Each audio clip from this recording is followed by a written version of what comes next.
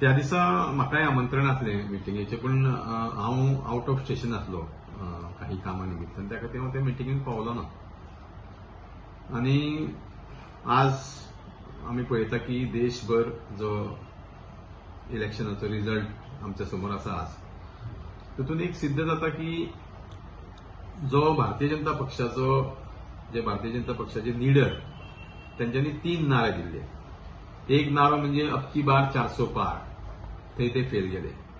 दुसरो नारो त्यांच्यानी दिल्ले की 370+ बीजेपी, म्हणजे स्वता स्वबळाचे 370 MPs त्यांचे जिखतले, थंय ते लोकांनी तांकां फेल केले. तिसरो नारो दिल्लो म्हणजे अब की बार फिर एक मोदी सरकार, थंय ते फेल गेले. कारण हो आता सरकार आसा पळय तो NDA सरकार, तो मोदी सरकार न्ही, कारण तो गठबंधन सरकार. आणि लोकांनी म्हाका दिसता हे जे इलेक्शन खास करून अत्यंत महत्वाचे आसले देशा खातीर. जसे ह्या इलेक्शनात इंडिया ब्लॉक फॉर्म जालो, वेगळे वेगळे पक्ष त्या ब्लॉकाचे घटक जाले, आणि त्या वेळार इंडिया ब्लॉकाच्या लिडरांनी सगळ्यांक उलो मारलो, देशाच्या सगळ्या जनतेक उलो मारलो की हे इलेक्शन जे आसा ते इलेक्शनाचे 3 महत्वाचे मुद्दे म्हणजे एक आमचे संविधान वाचोवपाक जाय, दुसरें आमची लोकशाही वाचपाक जाय, आणि तिसरें आमची जे सेक्युलर आयडियोलॉजी आसा ती प्रोटेक्ट जावपाक जाय. आनी म्हाका दिसता ह्या उलो देशाच्या जनतेन साथ दिली इंडिया ब्लॉकाक, आणि त्याचो रिजल्ट आमी पळयता की भारतीय जनता पक्ष जो स्वबळाचेर म्हणटालो 370 MPs जिखतले, ते आज मोठ्या प्रमाणात खुबश्या राज्यांनी त्यांचे MPs कमी झाले. ओके, म्हाका सांग पळय, ते तुमी हे जाले म्हणटा विड्रॉ जाले, पण जे 240 सीट्स बीजेपीन इंडिव्हिज्युअल घेतले आणि त्याची फुल एंटायर इंडिया अलायन्स सुद्धा जाऊन 330 जाले तेंचे बेसिकली क्रॉस करपाक शकले ना. बेसिकली कशें आहा, तुमी जर जनरली पळयत खुबश्या स्टेटींनी जे इलेक्शनाचो रिजल्ट पळयत जाल्यार ज्या स्टेटींनी बीजेपी एक भक्कम म्हण आसली उबी, थंय लोकांनी तांकां नाकारले. तेजें कारण म्हणल्यार कितें, बीजेपीन जे राजकारण केलें, द्वेषाचें राजकारण, धर्मा भितर राजकारण, मागीर जातीचें राजकारण, मागीर फॅमिली भितर फोडाफोडीचें राजकारण, हें जें राजकारण बीजेपीन केलें तें लोकांक देशाच्या जनतेक आवडलें ना.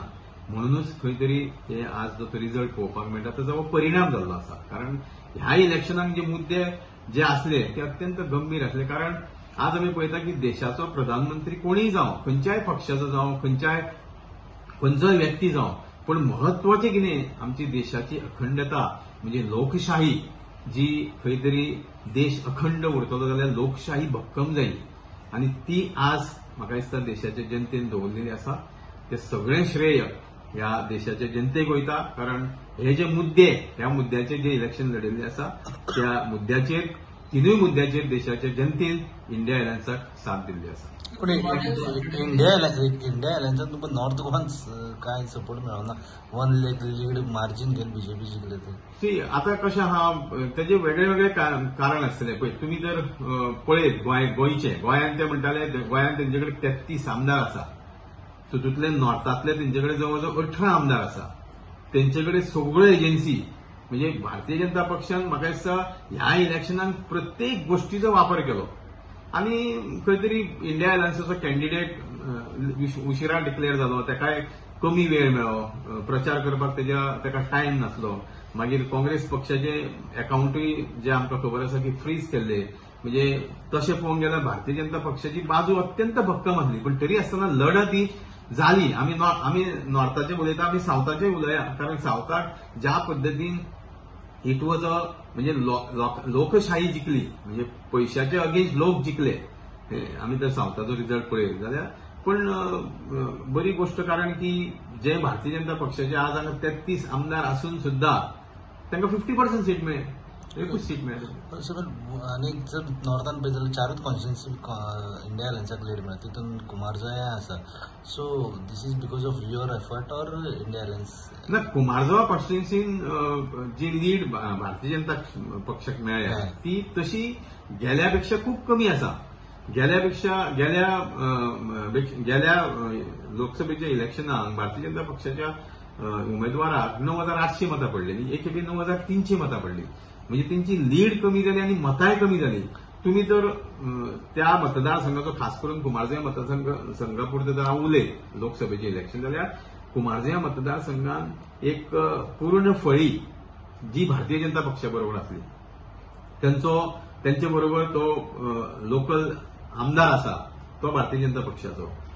त्याच्यानंतर श्रीपाद भाऊ हो त्या मतदारसंघात सामको जवळचो लागीं रावता. त्यानंतर ताचो चलो सिद्धेश नायक हो झेडपी आसा. त्यानंतर पांडुरंग मडकयकर जो 4 वेळा निवडून येयल्लो आमदार तेणी ताका सपोर्ट केलो.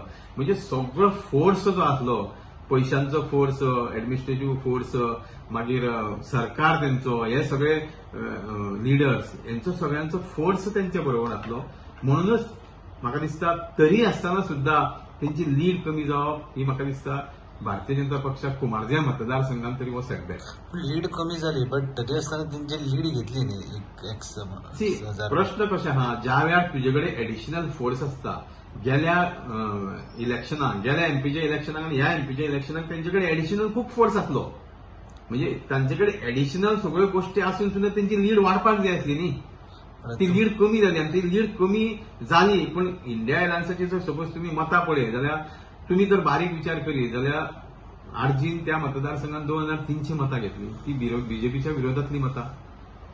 ती जर एकठांय केल्ली जाल्यार खंय तरी इंडिया ब्लॉकाचो कॅन्डिडेट जवळ 1,500-2,000 मतांनी लीड आसता. क्रेडीट तुम्ही घेता कमी करपाचे त्यांची लीड कमी? डेफिनेटली सगळ्यांक वयता क्रेडीट. ते काँग्रेसच्या कार्यकर्त्यांक वयता. कुमारजुंव्या मतदारसंघातले आम्ही वैयक्तीक काम केलां, आमचे टीएमसीचे सगळे कार्यकर्ते, तांकां सगळ्यांक क्रेडीट वयता. कारण तुम्ही जर पळयत जाल्यार कुमारजुंव्या मतदारसंघातलो बीजेपीचो आमदार हेजे जर तुम्ही विश्लेषण करीत ह्या इलेक्शनाच्या संदर्भात, तेणी म्हटलें की पयलीं 80% मतां कुमारजुंव्या मतदारसंघात भारतीय जनता पक्षाच्या कॅन्डिडेटाक पडटली. आता 80% म्हणजे ते गणित कळपाक जाय न्ही. पण म्हाका दिसता ताका कोणी तरी ते गणित समजून सांगलें मागीर 80% म्हणजे कितें तें. त्या खातीर मागीर तेणी इलेक्शनान ते बायट दिली की कुमारजुंव्या मतदारसंघात 13,000+ मतां पडटली म्हणून भारतीय जनता पक्षाच्या उमेदवार. आता 13,000 किती जाली 9,300. म्हणजे हेजो हो परिणाम कित्याक जालो की तशे त्यांच्याकडे इतको फोर्स आसूनय सुद्धा लोकमत त्यांच्या बरोबर नासलें, हो ताचो परिणाम.